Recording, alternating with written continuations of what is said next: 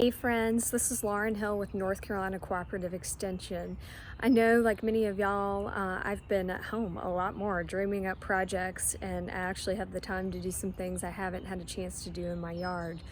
So I thought I'd show you a little project I've been working on, the process, and how you can accomplish something like this at home.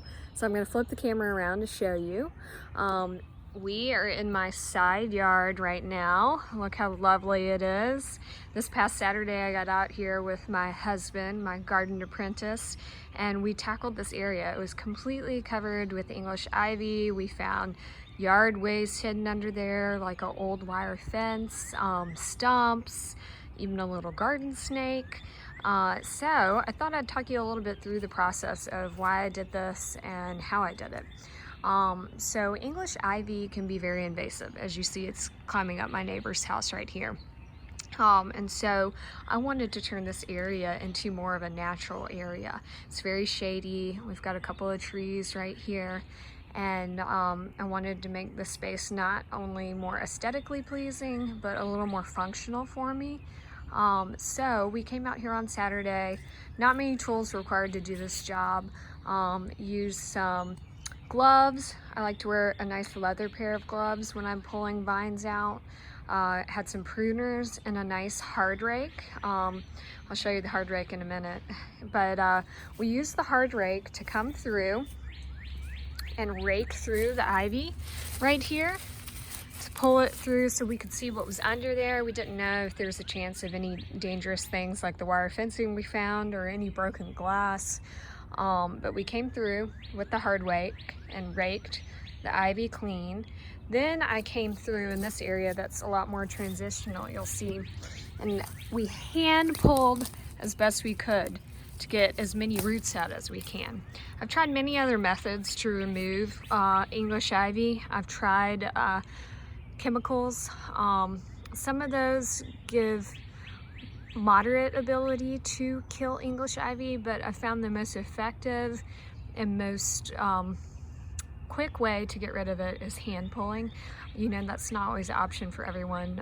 You may not have the extra labor like I had or the physical ability to do that, so we can talk about more of the other options that are available later on.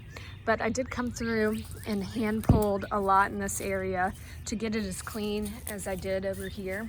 And we spent about an hour out here on Saturday, and this is probably about a 14-foot by 4-foot area.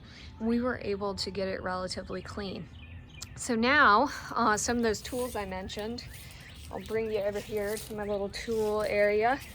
Nothing fancy, don't have to go to the store during this time, just a good old hard rake, some nice leather gloves, and then some pruners. But this was more elbow grease than anything to get this area cleaned out. You'll see I've still got kind of a long ways to go. Not only is there English ivy, I've got some invasive honeysuckle, some tree roots and stumps to contend with from a tree that was here a long time ago.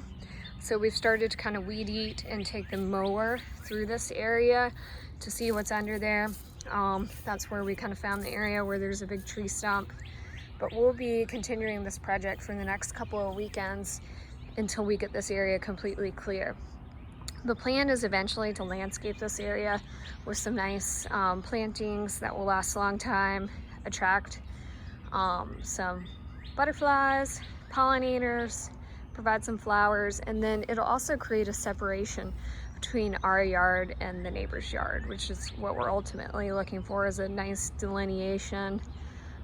So we know to care for this side and they know to care for that side. So I'll be sharing more updates about what's going on in my yard, what you can do during this time period of nice weather and extra free time to work in the garden. Thanks.